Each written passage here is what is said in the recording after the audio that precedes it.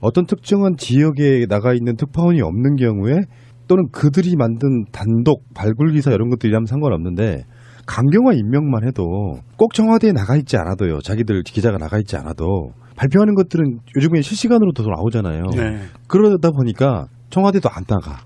취재도 안 해. 그냥 당직하는 기자 한 명만 있는 사람들 입장에서는 그냥 그대로 베껴 오는 것도 상대방한테 이거는 문장 배열만 조금 바꾸면 되니까 그런 측면이 있다고 보고 그래서 이번에 바로 그런 식으로 내가 봤을 때는요. 음모론 맞습니다. 연합뉴스가 한번 떠보기 위해서 일부러 법무부 장관이라고 쓰고 우리 걸 베낀 놈들이 누군가를 한번 본 거예요. 이게. 다 걸렸어. KBS도 걸린 거야 그러면. 강경화 외교부 장관 임명했고요. 딱 하나 불만이 하나 있습니다. 제 입장에서는. 일요일 날은 쉬세요. 청와대도. 그러니까 우리도 일요일 날 방송하게 되잖아요. 강경화 장관은 월요일 아침부터 바로 일을 시작해야 되잖아요. 그러면 오전에 뭐 임명장 주고 뭐 수요식 하고 점심 먹고 청와대에서 또 점심 먹고 이렇게 넘어가고 이러면 오후 나가버리고 이러면은 또 월요일 하루가 지나가 버리니까 지금 그 외교 일정이 그렇게 바쁘니까 어쩔 수가 없죠. 하루라도 아껴야 되니까. 외교부 장관이 임명장을 받고 바로 외교부 청사로 출근했어요. 오늘. 그렇게 해야죠. 근데 너무 잔인해. 박근혜 때 보면 굉장히 널널했거든요. 뭐 수요일이면 놀고 뭐 이런 식으로. 그 문재인 대통령 방미가 지금 딱 10일 남는 거거든요. 준비는 열심히 해야 되겠지만 일요일 날 계속 일을 해버리시면은 노동에 있어서의 노동권이 굉장히 심각해질 수가 있기 때문에 그렇죠. 제가 봤을 때는 일요일 날도 청와대는 좀 쉬었으면 좋겠다는 게 내 생각이지만 뭐 여러 가지 사정이 다 있겠죠. 그 정상회담 때까지는 다들 기저귀 차고 일해야 됩니다. 청와대도 뭔가 이렇게 그런 일하는 것에 조율을 하는 것 같은 느낌인데 매주 월요일 날 오후에는 수보가 있잖아요. 네. 수석 보좌관이. 수석 보좌관에서 터뜨릴 게 또 있는 거예요. 그래서 그렇죠. 이거를 하루 땡겨서 한번 터뜨려주고 다음 날 또 다른 큼지막한 뉴스가 저는 있다고 봐요. 그래서 안 그랬으면 이게 강경화 후보자를 월요일 날 오전에 임명해가지고 이게 하루 종일 뉴스로 떠돌게 만들지 않고 하루거리 소비로 지금 만들려고 하는 뭔가 나름대로의 작업이 있지 않느냐라고 한번 음모론을 제기해 봅니다. 그 정도는 뭐. 그 음모론은 정우택 건데요, 자꾸. 나 진짜. 헤어나오세요. 어쨌건 강경화 외교부 장관 임명 동의안을 국회에 제출한 지 23일 만에 이루어졌고요. 그리고 오늘 저는 인상적인 장면은요. 청와대 본관 충무실에서 오후 2시에 임명장 수여하는데 남편분도 오셨더만요. 이일병 교수님이 그렇죠. 예. 꽃다발을 받으셨어요. 그런데 꽃다발을 받으러 가시는데 제가 라이브로 보고 있었거든요. 그랬더니 이제 강경화 임명장, 외교부 장관 임명장 받으시고 남편분 나오시는데 꽃다발을 받으러 나가는 거 아시잖아요. 네. 그러니까 한 걸음 딱 디뎌서 나가시면서 고개를 갸우뚱하고 나가시더라고요. 근데 두 분이 참 보기 참 훈훈했어요. 너무 훈훈하고 장관하고 부군이 두 분이 이렇게 앉아 계시는데 참 소년 소녀가 둘이 앉아 계시는 것 같기도 하고 참 인상도 좋으시고 정말 보기 좋아서 그냥 좋더라. 이런 어용인이 어디 있나 싶을 정도로 제가 제 자신한테 참 피시 웃었습니다. 그래서 임명 동의안이 국회에 제출된 날로부터 20일 이내에 인사청문 경과 보고서를 채택하되 부득이한 사유로 채택하지 못했을 경우에 또다시 대통령은 10일 이내에 기한을 정해서 국회에 청문 보고서 재송부를 해달라고 요구를 할 수 있습니다. 그 기한이 이제 끝나서 알았어 채택 안 해주면 법대로 정해진 대로 내가 임명할게 이렇게 임명한 거고요. 자 거기에 대한 트윗 한번 볼까요? 강경화 임명? Civilization 로마 숫자죠. 6VI 하고 물음표 님의 트윗입니다. 강경화 장관 입성 맘에 든다. 실용적인데 콩콩 박아둔 반짝반짝이 좋아라고 올려주셨습니다. 문바라님이 이렇게 올려주셨네요. 강경화 외교부 장관 임명에 전국 급냉이란다. 폭염에 잘 됐네. 크크크. 아침에 10시에 무슨 삥꽁 와가지고 저 굉장히 놀랐어요. 일요일 아침에 누가 무슨 문자를 보내질 않잖아요. 그런데 폭염주의보가 날라와가지고 역시 정권이 바뀌니까는 이런 주의보도 날라오는구나 하고 보니까 정말 덥긴 덥더라고요 오늘. 주말에만 우리 딸내미네 이렇게 만나서 뭔가를 하잖아요. 네. 그러니까 놀아줘야 돼. 얘들은 집안에서 노는 거 싫어해요. 그렇죠. 어딘가를 가야 돼. 날씨 막 떼약볕에 죽는 줄 알았네 진짜. 정상인 대한민국을 위해 님의 트윗입니다. 강경화 장관 취임을 국민으로서 진심으로 지지하며 축하합니다. 선진 외교, 적폐 청산으로 멋진 외교부 만들어주세요라고 올려줬습니다. 그리고 이런 트윗이 정말 많이 돌아다니고 있습니다. 미디어 몽고님이 중요한 거 올리셨네요. 속보, 소녀상 제작한 김은성 작가, 강경화 외무부 장관 임명 기념 인사동에서 축하주 쏠 테니 나와라 공지 올렸답니다. 많이들 참석 지났겠네요. 방송 나갈 때. 안타깝다. 생방송이었으면 좋았을 텐데. 네. 문바라기님의 트윗 하나 더 읽어드리겠습니다. 강경화 장관 임명 앤드 윤병세 퇴임 이런 걸 두고 겹경사라고 하지. 이렇게 올리셨네요.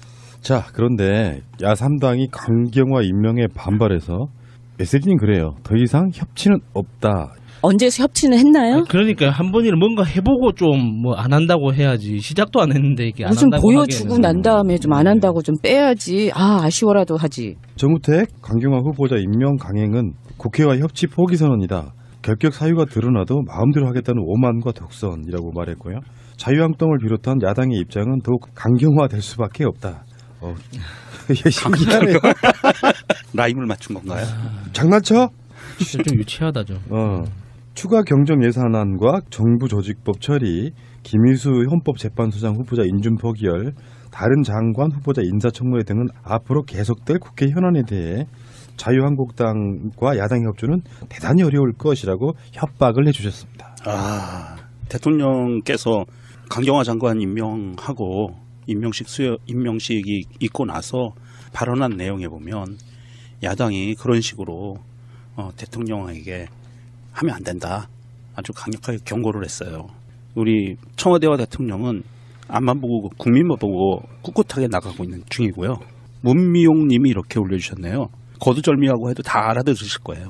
마구 짖는다는 것은 두렵다는 것이다. 맞습니다. 네. 저도 딱 똑같이 생각했는데 네. 개는 무서울 때 짖거든요. 그럼요. 예. 네. 열심히 짖으라고 하시고요. 큰 아주 그 맹수라고들 하잖아요. 네. 그들은 그냥 가만히 있다가 공격할 때 으르릉 한번 하고 물어요. 원래 큰 으르릉 안 할 때도 있고 그냥 훅 해가지고 뭐지? 모르고 그냥 당할 때가 많잖아요. 자유한국당과 국민의당, 바른정당 이분들은 다 극렬한 반발을 하는 거죠, 지금. 네. 근데 나는 이 시스템을 좀 바꿨으면 좋겠어요. 일단 첫 번째, 강경화는 결정적인 하자가 없었어요. 사실은 스모킹건 같은 게 없었어. 예, 맞아요. 사실 안경환 법무부 장관 후보자 같은 경우는 뭐 내용의 경중 이런 걸 떠나가지고요. 그러니까 어떤 흐름상 그 가짜 결혼 이것은 스모킹건이 될 수 있었던 부분이 있었어요. 예. 법무부 장관 후보자가 아니었다면 다르게 해석될 수도 있었는데 강경화 외교부 장관 후보자에 대해서는 사실 스모킹건이 없는 상태에서 문재인 대통령이 처리하기도 굉장히 애매한 상태였습니다. 그러니까 자기들이 정권을 쥐고 있는 사람이고 그리고 실제로 어떤 국민의 연문을 받아서 정말 지지율도 고공행진을 하고 있는 정도의 대통령이 임명한 상태라고 하면 나는 강경화 후보자에 대해서 자기들이 처음부터 취했던 그 스탠스를 바꿔주는 것이 저는 맞다고 생각을 했거든요. 근데 청문회에서도 별게 나온 게 없는데 한 번 정해놓고 나서 절대 안 돼 하니까 사실은 청문회 무력화시킨 건 그 사람들이라고 생각해요. 청문회를 까봤더니 나쁘지 않았다고 하면 바꿔줘야 될 거 아니에요. 그러니까 이거를 받아들일 때 우리는 어떻게 받아들일 수밖에 없냐면 이 사람들은 청문회랑 상관없이 강경화가 싫었구나. 이렇게 받아들일 수밖에 없는데 그 문재인 대통령이 거기다 대놓고 당신네들이 싫어하니 내가 임명을 처리하겠어. 이렇게는 할 수 없잖아요. 예. 뭐 자유당 같은 경우에서 뭐 논평을 하는 거는 뭐 다 뭐 개가 짖는다 생각할 수 있겠지만 그 국민의당이나 바른정당에서 말하는 걸 보면은 좀 도저히 좀 이해하기가 힘든 게요. 이 사람들이 도대체 원하는 게 뭔지를 모르겠어요. 그러니까 촛불 집회 이후로, 그러니까 박근혜 탄핵 이후로 우리나라는 정말 세계사에 없던 역사를 새로 써나가고 있는 거거든요. 그렇죠. 예. 그러니까 문재인 대통령이 당선되면서 앞으로 이제 그 우리가 보게 될 거는 그 모바일 중심의 시민 네트워크가 정치에 어떻게 작동하는지, 그리고 또 정치를 어떻게 바꿔나가는지, 그리고 학습 수준이 일정 수준 이상 넘어가는 시민들이 국민회에서 일정 수준 분포를 넘어가면 그 시민들이 정치를 어떻게 대응하고 받아들이는지 이런 것들을 우리가 앞으로 보게 될 건데 지금 뭐 그 바른정당도 그렇고 그 국민의당은 공수 위치만 바뀌었다고 생각하나 봐요. 그냥 자기들이 그렇지. 원래 하던 그 정치 바닥이 그대로 있고 지금 모든 게 변했거든요. 근데 자기들 보기에는 다 그대로 있고 그냥 있던 자리가 그 공격과 수비 위치만 바뀌었다고 하나 본데 너무 답답해요 진짜. 이거를 어떻게 이 사람들을 어떻게 이해해야 될지 모르겠어요. 제 주장대로라고 하면 패러다임이 바뀌었다. 예. 네, 맞아요. 세상을 바라보는 시각도 바뀌어야 되고 예. 바뀌었는데 그러니까 그런 거잖아요. 요런 거를 발목 잡기라고 하는 거죠. 반대를 위한 반대. 별 문제 없었으면 자기들이 되돌리면 돼요. 예. 전혀 되돌리지 않으면서 임명했다고 야당을 무시했네. 그러니까 협치라는 부분은 진짜 웃긴 거예요. 자유한국당은 협치의 대상이 아니다라고 제목도 나갔었지 않습니까? 맞습니다. 예. 바로 열구가 뭐였죠? 옛날 같으면 척살. 제가 생각하는 단어는 세 가지나 있는데 그 방송 내용에서는 참수였어요. 참수였어요. 먹을 치는 거. 예. 그다음에 척살이라고 하는 사람도 있었고 네. 다음에 청산이라고 하는 사람도 있었어요. 그러니까 최소한 협치라는 말을 자유한국당은 할 수가 없는 대상이라고 보고. 그렇죠. 그 척살이건 참수건 청산이건 그 대상이 되다 뿐이지 그 안에 주체로 들어올 수가 없는 존재들이죠. 예. 제가 굉장히 훌륭한 비유를 했더만요. 제가 살인자가 살해당한 사람의 장례식장에 와서 밥 내놓으라고 얘기하는 거랑 좀 굉장히 유사한 형태이고요. 근데 거기에 지금 뭐 국민의당이나 바른정당도 그런 마인드를 전혀 버리지 못하는 것 같고요. 이제부터가 시작이에요. 사실은 지금 문재인 대통령이 순항했단 말이에요. 순항했는데 그 순항하고 나서 이제부터가 본격적으로 시작된다. 역사에 있어서 평행이론 같은 게 시작되는 거예요. 오늘부로 이제 야당들이 들고 일어났고 이렇게 되면 이제 어떤 식으로 영향을 끼치게 되냐면은 물론 그 사이에 안경환 후보자의 사태가 주는 나름대로의 쇼키가 좀 있었다고 저는 봐요. 그런데 잘 나갔으면 좋았겠지만 어차피 이거는 올 것이 온 거예요. 이제 결국에는 강경환을 임명 안 할 수도 없고 그쪽에서는 자기들 칼을 뺐는데 누구라도 한번 떨어뜨렸어야 되는 상황태에 있는 입장이잖아요. 근데 문제는 앞으로 김희수 헌법재판소장의 부분. 국회 통과 사안이지 않습니까? 네. 심한 경우는 몇 개월 늘어질 수도 있어요. 그런데 그분은 어차피 지금 재판관이시면서 그러니까 지금 권한대행 권한 예. 대행하고 계시고 네. 그러니까 뭐 안 해줘도 지금 대행으로 하고 계시니까 네, 큰 네. 문제는 없어요. 네, 큰 문제는 없다고 생각을 계속 발목을 잡겠죠. 그렇죠. 예. 네. 근데 바른정당하고의 뭐 국민의당 이렇게 나올 거라고는 생각은 했지만 정말 그대들이 생각하는 큰형님 트럼프를 좀 한번 보세요. 그 사람이 시대의 흐름을 지금 잘 타고 있지를 못하여서 지금 굉장히 곤욕을 지금 치르고 있습니다. 좀 2017년으로 지금 빨리 패스트포워드를 하셔가지고 좀 같이 갑시다 좀. 자, 그래서 지금 그 청와대에서는 최근에 발표한 것 중에 하나가 인사추천이라는 것을 가동하겠다. 민정수석실도 있고 그 인사수석도 있었지만 한꺼번에 많은 것들이 우리가 생각했을 때는 뭐 장관 몇 명 이런 게 아니잖아요. 그렇죠. 예. 수도 없이 많은 관련된 분들을 지금 뭐 한 60-70명 이상 이렇게 발굴이 내야 되는 상황에서 더 이상 꼬투리를 주면 안 되겠다 싶어가지고 이번 주부터 인사추천이라는 걸 가동한다고 하는데요. 방식이 이런 거예요. 아마 이게 민정수석실하고 인사수석이 공동으로 만들어진 일종의 임시기구처럼 느껴지는데 기구라고 할 것도 없이 그렇게 모여가지고 회의를 하는 거죠. 후보자를 추천을 하고 그 다음에 2, 3배수로 압축을 하고 다음에 2, 3배수로 압축된 사람들을 약식 검증하고 그 다음에 대통령한테 보고를 하고요. 관련해서 토론도 합니다. 그래서 2, 3배수를 1, 2배수로 다시 압축을 합니다. 그리고 나서 1명, 2명 정도를 압축한 뒤에 정밀 검증을 하고 인사 발표를 하는 굉장히 정밀하게 하겠다는 걸 발표를 했고요. 그건 아마 안경환 후보자가 좀 결정적인 게 아니었나 이런 생각이 드네요. 근데 이게 언론들이 정말 또 화딱지 나게 하는 게 연합뉴스가 이게 그 통신사지 않습니까? 네. 언론사라기보다 통신사인데 통신사가 낸 기사가 문재인 정부 초대 내각 인선이 난항을 겪고 있는 가운데 청와대가 금주중 가동하기로 한 인사추천위원회의 역할에 관심이 쏠리고 있다. 이렇게 멘트를 시작하거든요. 청와대가 잘못하는 것 같잖아요. 청와대 인선이 난항을 겪고 있는 이유가 이 그 다른 그 기사에 봐도 인맥 난항, 인사 난항 이런 표현들이 계속 반복해서 등장하는데 이거 분명히 이거 청와대가 잘못하고 있다라는 전제가 돼 있는 표현이거든요. 책임 소재가 어디 있는지 보는 사람은 다 알고 있잖아요. 이게 지금 각 언론들에서는 지금 그 야수님이 말씀하신 대로 인사 난맥상을 타개하기 위해서 이 인사추천위원회를 가동한다라고 지금 이야기를 하고 있는데 저는 약간 좀 다르게 봐요. 어떤 부분이냐면 어차피 이거는 가동돼야 될 기구였는데 급한 인사, 제일 시급한 인사를 어느 정도 돼가는 상황에서 이제는 이제 이거를 가동해서 움직일 수 있는 여력이 좀 생겼다 저는 이렇게 보거든요. 전 정부도 있었잖아요. 노무현 정부나 이명박 정부, 박근혜 정부도 인사 검증위는 발동이 됐었어요.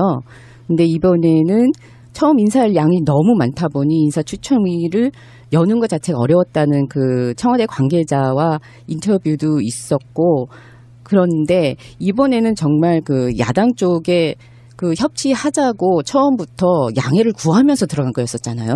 이게 다 사실은 야당 때문이에요. 맞습니다. 보세요. 참여정부 때까지만 해도 인재풀, 인사풀 이런 거 맞습니다. 시스템이 있으면 그거 다 완전 무너뜨려놨죠. 일단 네. 첫 번째. 네. 두 번째, 탄핵으로 이렇게 급작스럽게 대통령이 뽑히다 보니 인수위원회라는 것을 거치지 않으면서 나는 오히려 이 정도 해낸 것도 저는 기적이라고 봤거든요. 기적이죠. 한 달밖에 안 됐는데. 지금 이 정도 해놓은 것을 기적이라고 봐요. 인사 난맥이요? 건건이 그런 식으로 난맥이라고 볼 수 있습니까? 그 많은 인사들 중에 그 정도 곤란했으면 인사 난맥이 아니라 선방한 거라고 저는 보거든요. 대한민국뿐이 아니라 역대 이래로 유사 이래로 이렇게 강직하고 깨끗한 사람들이 내각에 들어간 적이 있었나요? 저도 아니, 이런 깜짝 놀랐어요. 우리나라에 이렇게 훌륭하신 분이 많은 줄 몰라가지고. 그래서 이런 얘기 한번 해봅시다. 신기한 게 있더라고요.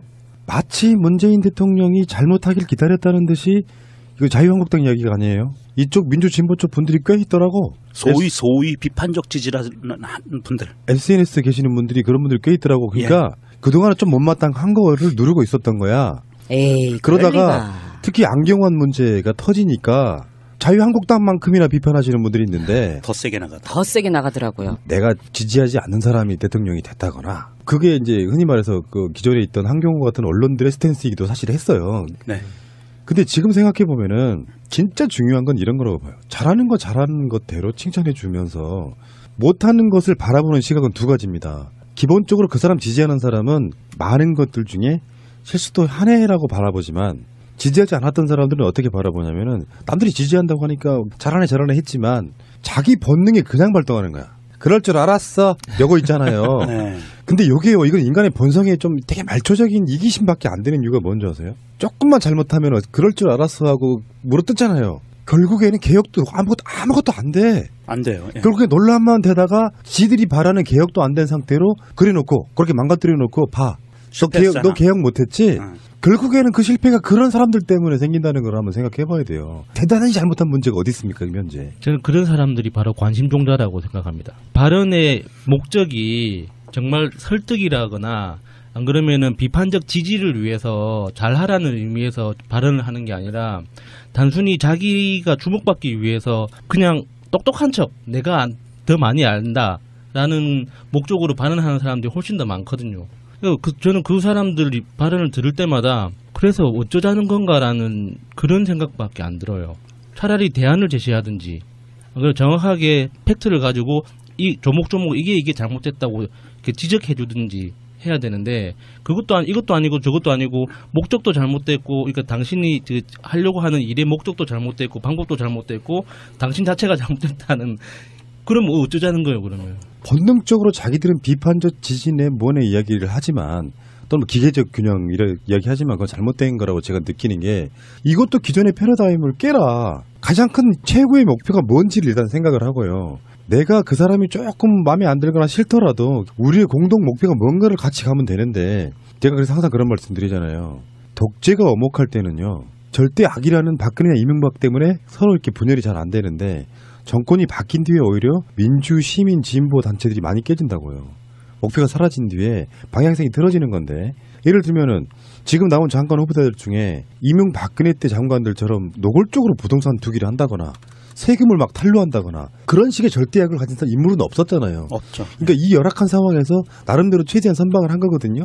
근데 뭐 하나 터지니 기다렸다는 듯이 니들 그럴 줄 알았어라고 하는 사람들이 그런 사람들 때문에 결국에는 힘이 얻게 되는 게 자유한국당 같은 부류예요.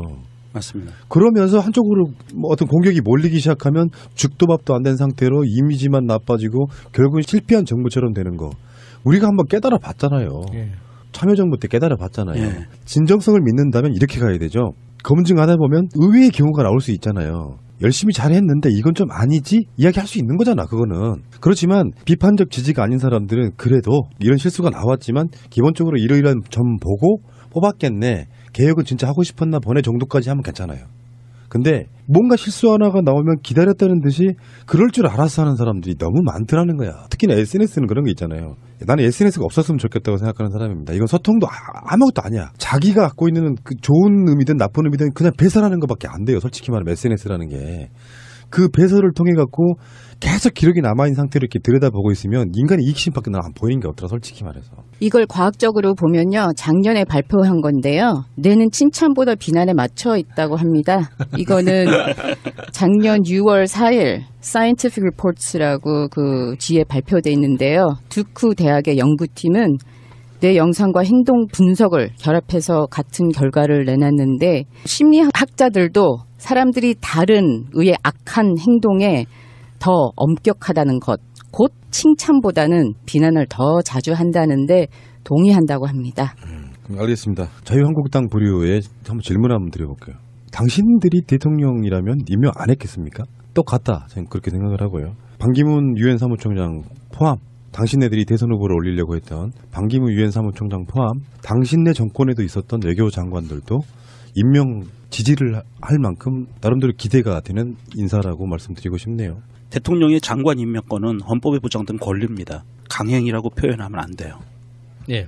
임명권 행사. 네. 네. 적법 명식이 있고 나서 발언한 내용에 보면 야당이 그런 식으로 대통령에게 하면 안 된다. 아주 강력하게 경고를 했어요. 우리 청와대와 대통령은 앞만 보고 국민만 보고 꿋꿋하게 나가고 있는 중이고요. 문미용 님이 이렇게 올려주셨네요. 거두절미하고 해도 다 알아들으실 거예요. 마구 짖는다는 것은 두렵다는 것이다. 맞습니다. 네. 저도 딱 똑같이 생각했는데 네. 개는 무서울 때 짖거든요. 그러면 예. 네. 열심히 짖으라고 하시고요. 큰 아주 그 맹수라고들 하잖아요. 네. 그들은 그냥 가만히 있다가 공격할 때 으르릉 한 번 하고 물어요. 원래 큰 애들은. 으르릉 안 할 때도 있고 그냥 훅 해가지고 뭐지? 모르고 그냥 당할 때가 많잖아요. 자유한국당과 국민의당, 바른정당 이분들은 다 극렬한 반발을 하는 거죠, 지금. 네. 근데 나는 이 시스템을 좀 바꿨으면 좋겠어요. 일단 첫 번째, 강경화는 결정적인 하자가 없었어요. 사실은 스모킹건 같은 게 없었어. 예, 맞아요. 사실 안경환 법무부 장관 후보자 같은 경우는 뭐 내용의 경중 이런 걸 떠나가지고요. 그러니까 어떤 흐름상 그 가짜 결혼 이것은 스모킹건이 될 수 있었던 부분이 있었어요. 예. 법무부 장관 후보자가 아니었다면 다르게 해석될 수도 있었는데 강경화 외교부 장관 후보자에 대해서는 사실 스모킹건이 없는 상태에서 문재인 대통령이 처리하기도 굉장히 애매한 상태였습니다. 그러니까 자기들이 정권을 쥐고 있는 사람이고 그리고 실제로 어떤 국민의 연문을 받아서 정말 지지율도 고공행진을 하고 있는 정도의 대통령이 임명한 상태라고 하면 나는 강경화 후보자에 대해서 자기들이 처음부터 취했던 그 스탠스를 바꿔주는 것이 저는 맞다고 생각을 했거든요. 근데 청문회에서도 하며 축하합니다. 선진 외교, 적폐 청산으로 멋진 외교부 만들어주세요라고 올려주셨습니다. 그리고 이런 트윗이 정말 많이 돌아다니고 있습니다. 미디어몽고님이 중요한 거 올리셨네요. 속보, 소녀상 제작한 김은성 작가, 강경화 외무부 장관 임명 기념 인사동에서 축하주 쏠 테니 나와라 공지 올렸답니다. 많이들 참석 지났겠네요. 방송 나갈 때. 안타깝다. 생방송이었으면 좋았을 텐데. 네. 문바라기님의 트윗 하나 더 읽어드리겠습니다. 강경화 장관 임명 앤드 윤병세 퇴임 이런 걸 두고 겹경사라고 하지. 이렇게 올리셨네요. 자, 그런데 야3당이 강경화 임명에 반발해서 메시지는 그래요. 더 이상 협치는 없다. 언제 협치는 했나요? 그러니까 한 번이라도 뭔가 해보고 좀 뭐 안 한다고 해야지. 시작도 안 했는데 이게 안 무슨 한다고 보여주고 하기에는. 난 다음에 좀 안 한다고 좀 빼야지. 아쉬워라도 하지. 정우택 강경화 후보자 임명 강행은 국회와 협치 포기 선언이다. 결격 사유가 드러나도 마음대로 하겠다는 오만과 독선이라고 말했고요. 자유한국당을 비롯한 야당의 입장은 더욱 강경화될 수밖에 없다. 신기하네요. 라임을 맞춘 건가요? 장난쳐? 진짜 좀 유치하다 좀. 추가 경정 예산안과 정부 조직법 처리, 김희수 헌법재판소장 후보자 인준 포기열, 다른 장관 후보자 인사청문회 등은 앞으로 계속될 국회 현안에 대해 자유한국당과 야당 협조는 대단히 어려울 것이라고 협박을 해주셨습니다. 대통령께서 강경화 장관 임명하고 임명식 수여 보기 좋아서 그냥 좋더라. 이런 어용인이 어디 있나 싶을 정도로 제가 제 자신한테 참 피시 웃었습니다. 그래서 임명동의안이 국회에 제출된 날로부터 20일 이내에 인사청문 경과 보고서를 채택하되 부득이한 사유로 채택하지 못했을 경우에 또다시 대통령은 10일 이내에 기한을 정해서 국회에 청문 보고서 재송부를 해달라고 요구를 할 수 있습니다. 그 기한이 이제 끝나서 알았어 채택 안 해주면 법대로 정해진 대로 내가 임명할게 이렇게 임명한 거고요. 자 거기에 대한 트윗 한번 볼까요? 강경화 임명? Civilization 로마 숫자죠. 6VI 하고 물음표 님의 트윗입니다. 강경화 장관 입성 마음에 든다. 실용적인데 콩콩 박아둔 반짝반짝이 좋아 좋아라고 올려주셨습니다. 문바라님이 이렇게 올려주셨네요. 강경화 외교부 장관 임명에 전국 급냉이란다. 폭염에 잘 됐네. 크크크. 아침에 10시에 무슨 삥꽁 와가지고 저 굉장히 놀랐어요. 일요일 아침에 누가 무슨 문자를 보내질 않잖아요. 그런데 폭염주의보가 날라와가지고 아 역시 정권이 바뀌니까는 이런 주의보도 날라오는구나 하고 보니까 정말 덥긴 덥더라고요 오늘. 주말에만 우리 딸내미네 뭐 이렇게 만나서 뭔가를 하잖아요. 네. 그러니까 놀아줘야 돼. 얘들은 집안에서 노는 거 싫어해요. 그렇죠. 어딘가를 가야 돼. 아 날씨 막 떼약볕에 죽는 줄 알았네 진짜. 아. 정상인 대한민국을 위해 님의 트윗입니다. 강경화 장관 취임을 국민으로서 진심으로 지지. 일요일 날도 네. 청와대는 좀 쉬었으면 좋겠다는 게 내 생각이지만 뭐 여러 가지 사실이 다 있겠죠. 비상시국이니까. 네. 그 정상회담 때까지는 다들 기저귀 차고 일해야 됩니다. 청와대도 뭔가 이렇게 그런 일하는 것에 조율을 하는 것 같은 느낌인데 매주 월요일 날 오후에는 수보가 있잖아요. 네. 수석 보좌관이. 예. 수석 보좌관에서 터뜨릴 게 또 있는 거예요. 그래서 이거를 하루 땡겨서 한번 터뜨려주고 다음 날 또 다른 큼지막한 뉴스가 저는 있다고 봐요. 그래서 안 그랬으면 이게 강경화 후보자를 월요일 날 오전에 임명해가지고 이게 하루 종일 뉴스로 떠돌게 만들지 않고 하루거리 소비로 지금 만들려고 하는 뭔가 나름대로의 작업이 있지 않느냐라고 한번 음모론을 제기해 봅니다. 아, 그 정도는 뭐. 그 음모론은 정우택 건데요, 자꾸. 아, 나 진짜. 아, 헤어나오세요. 헤어나오세요. 어쨌건 강경화 외교부 장관 임명 동의안을 국회에 제출한 지 23일 만에 이루어졌고요. 그리고 오늘 저는 인상적인 장면은요. 청와대 본관 충무실에서 오후 2시에 임명장 수여하는데 남편분도 오셨더만요. 이일병 교수님인가 예. 그렇죠. 예. 꽃다발을 받으셨어요. 그런데 꽃다발을 받으러 가시는데 예. 제가 그 라이브로 보고 있었거든요. 그랬더니 이제 강경화 임명장 외교부 장관 임명장 받으시고 남편분 나오시는데 꽃다발을 받으러 나가는 거 아시잖아요. 네. 네. 그러니까 한 걸음 딱 디뎌서 나가시면서 고개를 갸우뚱하고 나가시더라고요. 아, 근데 두 분이 참 보기 참 아, 훈훈했어요. 너무 훈훈하고 네. 장관하고 부군이 두 분이 이렇게 앉아 계시는데 참 소년 소녀가 둘이 앉아 계시는 것 같기도 하고 참 인상도 좋으시고 정말 어떤 특정한 지역에 나가 있는 특파원이 없는 경우에 또는 그들이 만든 단독 발굴 기사 이런 것들이라면 상관없는데 강경화 임명만 해도 꼭 청와대에 나가 있지 않아도요. 자기들 기자가 나가 있지 않아도 발표하는 것들은 요즘에 실시간으로도 나오잖아요. 네. 그러다 보니까 청와대도 안 나가. 취재도 안 해. 그냥 당직하는 기자 한 명만 있는 사람들 입장에서는 그냥 그대로 베껴 오는 것도 상대방한테 이거는 문장 배열만 조금 바꾸면 되니까 그런 측면이 있다고 보고 그래서 이번에 바로 그런 식으로 내가 봤을 때는요 음모론 맞습니다. 연합뉴스가 한번 떠보기 위해서 일부러 법무부 장관이라고 쓰고 우리 걸 베낀 놈들이 누군가를 한번 본 거예요 이게. 다 걸렸어. KBS도 걸린 거야 그러면. 강경화 외교부 장관 임명했고요. 딱 하나 불만이 하나 있습니다 제 입장에서는. 일요일 날은 쉬세요 청와대도. 그러니까 우리도 일요일 날 방송하게 되잖아요. 강경화 장관은 월요일 아침부터 바로 일을 시작해야 되잖아요.